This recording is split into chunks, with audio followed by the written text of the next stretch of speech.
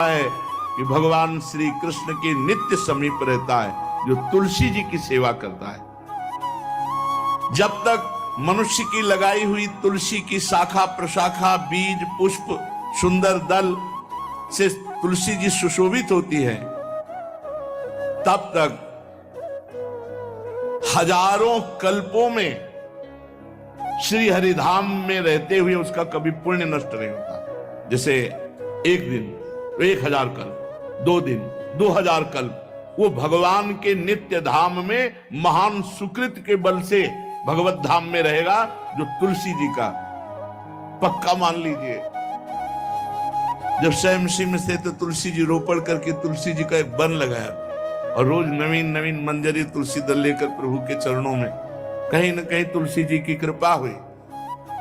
वृंदावन, ये वृंदा अधिष्ठात्री देवी वृंदावन की है, इनकी कृपा के बिना। हे चंद्रानने, संपूर्ण पत्रों और पुष्पों को जो उतार करके सम्मान पूर्वक पहले प्रार्थना करनी चाहिए। हे वृंदा देवी, हे तुलसी जी, भगवान श्री हरि की पूजा के लिए या प्रियाजू की पूजा के लिए हम आपके कुछ मंजरी कुछ दल लेकर के सेवा करना चाहते हैं, आप कृपा करके मुझे दीजिए, और फिर उतार लें। ऐसे नोचना नहीं, बहुत सम्मान से बहुत प्यार से, तो तुलसी जी प्रसन्न होती हैं।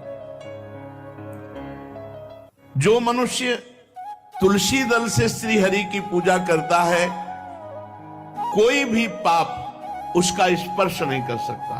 पूर्व में किया हुआ कोई भी पाप उसको दंड नहीं मिलेगा, जो तुलसी जी की आराधना नित्य करता है।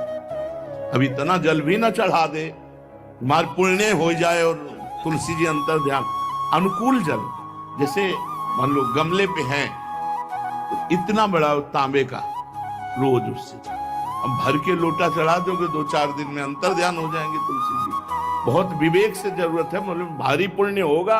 अब इतना बड़ा लोटा रोज जल चढ़ाओगे तो 2-4 दिन में पीली होके अंतर ध्यान हो जाएंगे। पर इतना जल, अनुकूल जल चाहिए। एक तांबे का छोटा सा लिया, ऐसे रोज डालो, उसमें कोई फर्क नहीं, और गमला उठाकर धूप में विराजमान करो। सेवा का मतलब क्या है? जो तुलसी जी को जल अर्पित करके तुलसी जी की सेवा करता है, हरि चिंतन करता, कभी कोई पाप उसका स्पर्श नहीं कर सकता। 100 भार सोना, 400 भार चांदी,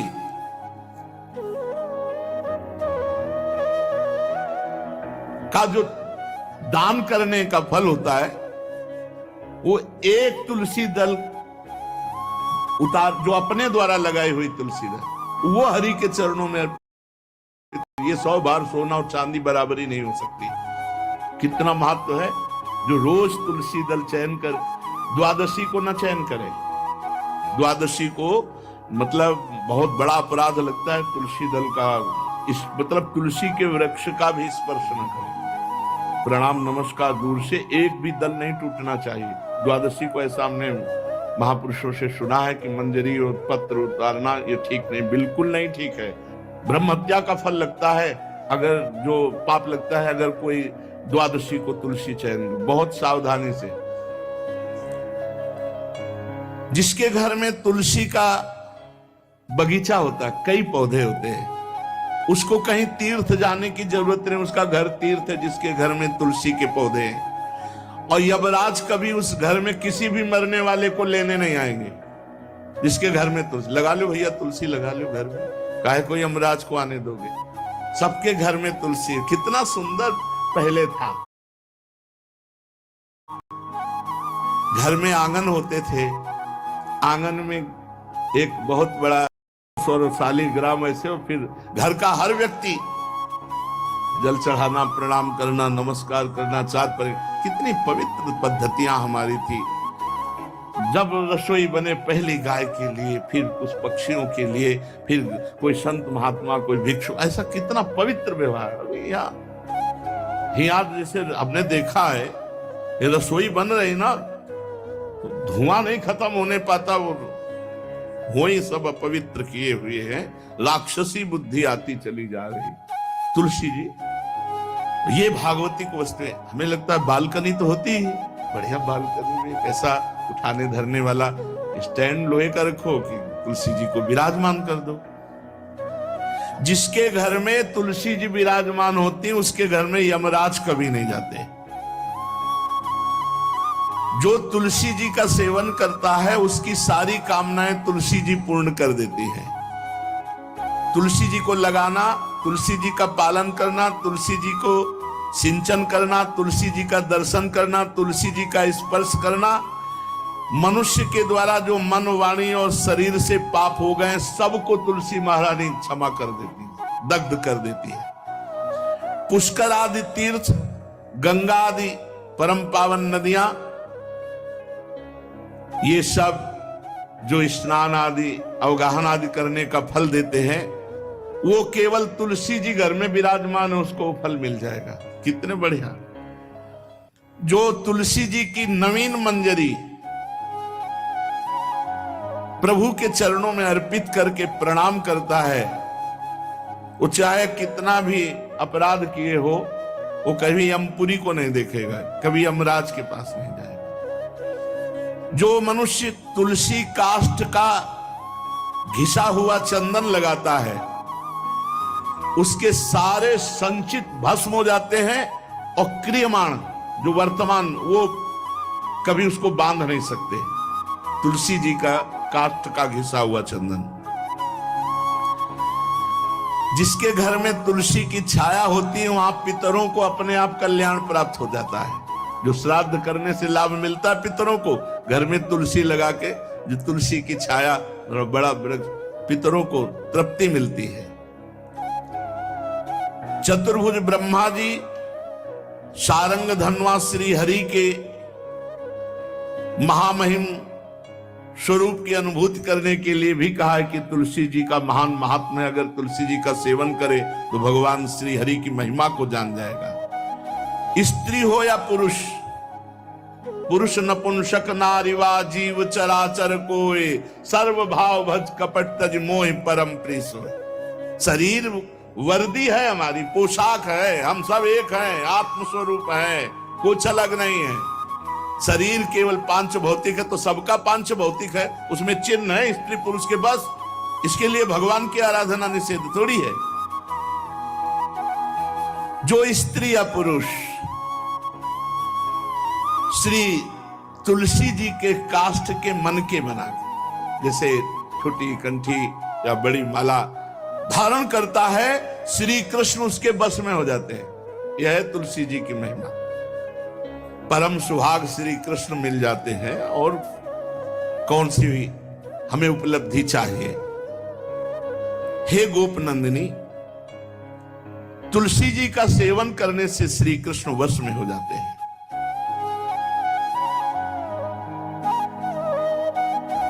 जो तुलसी की काउंटर वाली बात तो स्मृति के लिए भाई है, हम निषेध नहीं करते, नहीं बहुतों के भजन बंद हो जाएंगे, पर हम इतनी महिमा जरूर बता देते हैं कि तुलसी माला से जो नाम जप किया जाता है उससे आध्यात्मिक सिद्धि बहुत जल्दी होती है। गुरुदेव भगवान कहते जो अंगुलियों से रगड़ होती है मन का से, उसमें आध्यात्मिक ऊर्जा शक्ति तुलसी माला से। प्लास्टिक पर भाई करो, निषेध नहीं कह रहे बंद हो जाएगा, वो भी राधा राधा कहना, वो हमें बंद नहीं करना, हम कह रहे तुम जैसे बने वैसे करो, लेकिन माला का बहुत बड़ा प्रभाव है। तुलसी परम पवित्र भगवान श्री हरि की प्रिया, और उनके काष्ठ को जब हम ऐसे ऐसे नाम के साथ, तो विशेष ऊर्जा शक्ति, आध्यात्मिक शक्ति हमें जागृत होती है। हो सके जिनको ऐसा बन सके तो छोटी एक वो आती है सुमिरनी, उसको रख लो, अपनी जेब में रख लो, उससे करो। और नहीं है तो भैया तुम इसी से करो, नाम जप करो, भाव को भाव अना खालसो, नाम जपत मंगल दिस दसो। सुंदर सुंदर तुलसी जी के वृक्षों के समीप बैठ करके जो अनुष्ठान किया जाए वो बहुत लाभदायक। श्रीमद् भागवत का, गोपाल सहस्त्र नाम का कोई भी पाठ तुलसी जी के समीप विराजमान करके किया जाए, आचार्य को बुला करके तुलसी पूजन करना चाहिए, विविध प्रकार के अनुष्ठान। अरे तभी तो सब मंगल होता है। पहले था, ने देखा है, 4 बजे माताजी दरवाजे के सामने लीपती, रोज का काम। जो पुराने घरों में देहरी के आगे आके 4 बजे लीप करके वहां अपना चौक पूर के दीपक जला, क्या पवित्रताएं थी, क्या मंगल था। जब किसी को निमंत्रण दिया जाता था सबके पैर धोए जाते थे, सुंदर बिछौना बिछा करके और उसमें बैठकर पत्तल और रज के और सकोरा कुल्हड़ ऐसे भोजन पाया। कितना पवित्रता, जो हमारी पूर्व पवित्रता थी, धोती कुर्ता चोटी, पवित्रता। अगर बाहर जा रहे तो पैजामा कुर्ता, ऐसे बहुत पवित्र पोशाकें थी, पवित्र आचरण थे, पवित्र खान पान था। घर में जाओ तो एक पवित्रता है। किसी भी घर में ऐसा नहीं था कि देव मूर्ति न विराजमान हो, किसी भी घर में ऐसा नहीं था तुलसी जी विराजमान न हो, 1-2 गाय जरूर होती थी, पवित्रता। अब तो बड़ा विचित्र, भारतीय गौएं जो श्वेत रंग की, जो अरुण रंग की, जो सींग वाली हैं, वो उनका आप दुग्ध देखिए, दूह कर रख दीजिए, स्वर्णिम कांति छाई मिलेगी। ये हमारी भारतीय पद्धति, ये हविष्यान्न, इससे देवताओं का, भगवान का, सबका अभिषेक पूजन होता है। शुद्ध गाय जो हमारी भारतीय है, तीला है उसके जैसे निकला हुआ, वो भगवान ने सेवा की है। हमारे गोविंद भगवान का नाम ही गोविंद, गौओं के इंद्र। भगवान सुबह से निकल जाते थे, शाम तक गौओं को चराते थे। बड़ा तो किशोरी जी ने श्री तुलसी जी के पूजन की बात, भगवान गोपियों से वादा किए थे कि अब तुम्हें अगली पूर्णिमा को रास, अब रास बिना रासेश्वरी के नहीं हो सकता। लिखा हो चाहे ना लिखा हो, कोई भी विद्वान, कोई भी प्रवक्ता इस बात को बतावे, कहते हैं भागवत में राधा नाम नहीं लिखा है, भागवत राधामय ही है। सांद्रानंद घन प्रेम मूर्ति किशोरी, बिना लाडली जू के कोई रास बता दे कहीं भी, कभी भी, कैसा भी, महारानी जू के बिना रासेश्वरी के रास हो ही नहीं सकता, लिखा हो चाहे ना लिखा हो। क्यों नहीं लिखा? याते श्री सुख प्रगट कियो नहीं, जहां बोले राधा तो समाधि लग जाती हो, यहां 7 दिन में तक्षक काटना है। श्री सुखदेव जी ने महारानी जी का नाम हरिराम व्यास जी कह रहे, याते श्री सुख प्रगट कियो नहीं, जानि सार को सार परम धन, राधा नाम आधार। वैसे तो रोज संकेत वन में, पीछे हमने चर्चा की थी, प्रेम सरोवर में प्रियालाल मिलते थे, नंदगांव दर्शन। आज लालू ने एक नई लीला रची, गोप देवी लीला है। श्री लालजू महाराज प्रियाजू को रास के लिए उन्होंने सोचा एक बार छलिया रूप रख करके महल में प्रवेश करते हैं, देखते हैं लाडली जू पहचानती है कि नहीं, और कितना प्यार लाडली जू करती है। महाराज तो जो रूप धारण करे तो सभी सुंदर हैं, तो सुंदरता के समुद्र हैं। जब नकबेसर धारण करते ना, अंजन और घूंघट नीलांबर का, महाराज हृदय चूर चूर हो जाए, ऐसे सुंदर है। गोरी किशोरी भी चकोरी है जिनकी, नीलांबर धारण करके, और जिस समय लाली लगा के महाराज अपने राधा पी जी को कभी कभी जब आते हैं तो देखो ऐसा लगता है यार बलिहार है महाराज, जो रूप धारण करते सीधे हृदय पर प्रहार करते हो।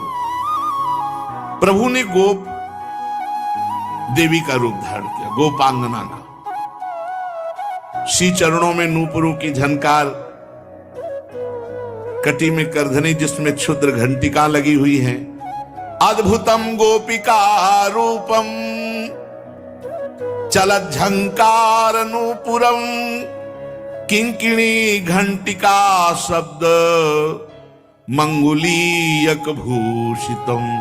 बड़ी दिव्य अंगूठियां धारण किए हुए अंगुलियों पे कमर में करधनी जो रुंझुन रुंझुन, श्री चरणों में नूपुर और रत्न कंकण केयूर मुक्ताहार विराजितम, कलाइयों में रत्न जटित कंगन, बीच बीच में चूड़ियां कंगन ऐसे, बाजूबंद, कंठा, मोतियों के हार और शीश फूल, केशपास, बेणी रचना, नासिका में मोती की बुलाक, बेशर और अलकावली, घुंघराली अलकावली, श्याम वर्ण के केश, ऐसा रूप धारण किया जो देखे मुग्ध हो जाए। श्याम सुंदर को वृषभानु भवन की तरफ चले। खाई और परकोटों से युक्त वृषभानु भवन 4 दरवाजों से सुशोभित, प्रत्येक द्वार पर काजल के समान वर्ण वाले गजराज झूम रहे। राजभवन की बड़ी मनोहरता है। उस मंडप प्रांगण में वायु के समान वेग वाले घोड़ों से अंगरक्षक महल की रक्षा करने वाले चारों तरफ दौड़ रहे हैं वृषभानु भवन में। और बड़ी ही सुंदर सुंदर गौएं, धर्म धुरंधर बलवान साण रमा रहे। बहुत से गोपाल बंशी वेद धारण किए हुए उनको संभाल रहे हैं। वृषभानु जी का भवन क्या है, ऐसा लगता है कि विश्वकर्मा ने पूरी कला कौशल लगा दी। और महारानी जी के लिए भवन के अंदर ही बगीचा, झरना, सरोवर सब कोटि कोटि सूर्य के समान कांति वाली सुंदर सुंदर मणियां खंभों में जटित हैं, जिससे प्रकाश फैल रहा है। रत्न मंडित आंगन, बहुत से रत्न स्वरूप भूमि पे जटित है। और वहां वीणा, ताल, मृदंग आदि बाजे बजाती हुई बहुत सी मनोहर सखियां फूल छड़ी लिए हुए दरवाजे पर खड़ी हैं, संगीत बज रहा है। उस अंतापुर में दिव्य विशाल उपवन की छटा छटक रही। भीतर ही अनार, कंद, मंदार, नींबू तथा अन्य ऊंचे ऊंचे वृक्ष लहला रहे। केतकी, मालती, माधवी लताएं बड़ी सुंदर वृक्षों का आलिंगन किए हुए श्री राधा निकुंज महल के अंदर ही कल्प वृक्ष के फूलों की सुगंध से भौरे मतवाले हो रहे हैं। शीतल मंद सुगंध वायु चल रही है।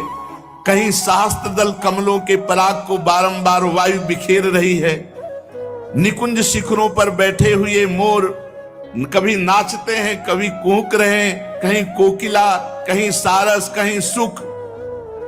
और फूलों के सहस्त्र सहस्त्र सैयाएं जगह जगह, कभी लाडली जो इधर से निकले किसी में भी विराजमान हो जाए। मेघ मंदिर में सैकड़ों फुहारे छूट रहे। बाल सूर्य के समान कांतिमान कुंडल तथा विचित्र वर्ण वाले वस्त्र धारण किए हुए करोड़ों बलवान महल के आसपास श्री लाडली जी के और श्री स्वामिनी जी की परिचर्या में सब सुसज्जित सखियां केसरिया रंग के सूक्ष्म वस्त्रों को सजाकर पर्दा बनाया गया है। जलज पुष्प, थलज पुष्प जगह जगह पल्लव बिखेरे गए हैं और घुटनों तक पुष्पों का पराग महारानी जो चलेंगे। राजभवन में ऐसा मालती मकरंदों के फव्वारे, मालती मकरंदों के, मालती के सुंदर मकरंद के पराग के सुगंध से युक्त ऐसे फव्वारे चल रहे हैं।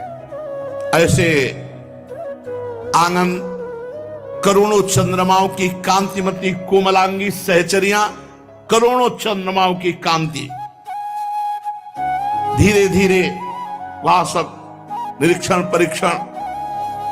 श्री वृषभानुनंदिनी श्री किशोरी जी की सेवा में सहस्त्रों ऐसी सुंदरियां, जैसे चंद्रमा के उदय होने से ताराओं की कांति फीकी हो जाती है, तो जब लाडली जी पधारती है तो ऐसे सबकी कांति फीकी हो जाती है। देखो माई सुंदरता की सीमा, ब्रजनो तरुण कदम नागरी, निरखी करत अधग्रीवा। महान गौरव लाडली जी का। श्री किशोरी जी की अगवानी करने के लिए सखियां दौड़ पड़ी। लाडली जी को संभाल संभाल के कर कमल पकड़ करके पराग मार्ग से सिंहासन पर बिठाया। फिर लाडली जी की जैसी सेवा होती, कोई चवर, कोई पंखा, कोई व्यजन, कोई पान बीड़ी। अब ये गोप सुंदरी थोड़ा घूंघट करके सकुचाती हुई कोई टोक न दे, वृषभानुभवर में पहुंची। एक सखी ने देखा फूल छड़ी से, वे कौन हो आप? मैं गोप सुंदरी हूं, गोप देवी। क्या कार्य है? आपकी महारानी से मिलना है, मुझे शिकायत करना है। क्या शिकायत करनी? शिकायत करना है तो बाबा से करो जाकर। वो बात बाबा से नहीं कह सकती जो बात हमारे साथ हुई है, वो बात केवल लाडली जी से कह सकती है और वही हमारा निर्णय कर सकती है। हाँ, तो कोई गंभीर बात है, गंभीर बात है, इसीलिए तो महारानी जी कोई गोप सुंदरी आई अपने को बोल रही और वो आपसे अपना न्याय करवाना चाहती है। आदर पूर्वक उसको ला। पुष्पों के पावड़े जहां थे वहीं से गोप सुंदरी को घूंघट इतना किए हुए हैं क्योंकि लाडली जी के सामने नेत्र चपलता इनकी खुल जाती है, तो इतना घूंघट किए हुए हैं। आदर से सत्कार पूर्वक पार्श्व में एक सिंहासन आसन डलवाया। आओ, तुम हमारी अतिथि हो, तुम्हारा स्वागत है, बैठो। कुछ खाओ पियोगी? हृदय जल रहा है, खाएं पिए क्या? नहीं, बात क्या हो गई? ऐसा क्या हृदय जल रहा है? कुछ आपको नहीं, हमारी पहले बात सुन लो और न्याय कर दो, बस हो गया। अच्छा सुंदरी, तुम्हारा स्वागत है। स्वागतम ते सखि शुभे नामधेयम बदासु में भूरि भाग्यम ममैवाद्य भवत्यागतया स्वतः। स्वागत है सुंदरी, तुम्हारा स्वागत है। मुझे ऐसा लग रहा है मेरे भाग्य से तुम आई हुई हो, क्योंकि जब मैं तुम्हारे जो अंग खुले दिखाई दे रहे हैं उनको देखती हूं तो मुझे विशेष सुख मिलता है, जैसे मेरे प्रीतम के सुख, मेरे प्रीतम की स्मृति आपके दर्शन से आ रही है। त्वत्समानम दिव्य रूपम दृश्यते नहीं भूतले यन्न त्वं वर्तसे शुभ्रू पत्तनम धन्यमेव तत्। सुंदरी, तुम्हारा स्वागत है। भूतल पर तुम्हारे समान दिव्य रूप नहीं हो सकता। शुभ्रू, तुम जैसी सुंदरी कहां निवास करती है? धन्य है वो नगर जहां तुम निवास करती है। प्रिया जी, इतना क्यों? क्योंकि श्याम वर्ण की अंगूठी पहने हुए, श्याम वर्ण की कांति अंगों से, तो प्रिया जी को अपने लाल जी की याद आ रही, प्रीतम की याद आ रही, प्रभु की याद आ रही। तुम अपने आगमन का कारण विस्तार पूर्वक बताओ, मेरे योग्य जो कार्य होगा मैं अवश्य करूंगी। तुम्हारी चाल ढाल बहुत सुंदर है। रियाजू ने आते देखा था, तुम्हारी चाल ढाल बहुत सुंदर लगती है। हे वृषभानुनंदिनी शुभ्रे, मैं तुम्हें कैसे बताऊं? शायद तुम बर्दाश्त नहीं कर पाओगे। नहीं, बोलो ना, क्या बात है?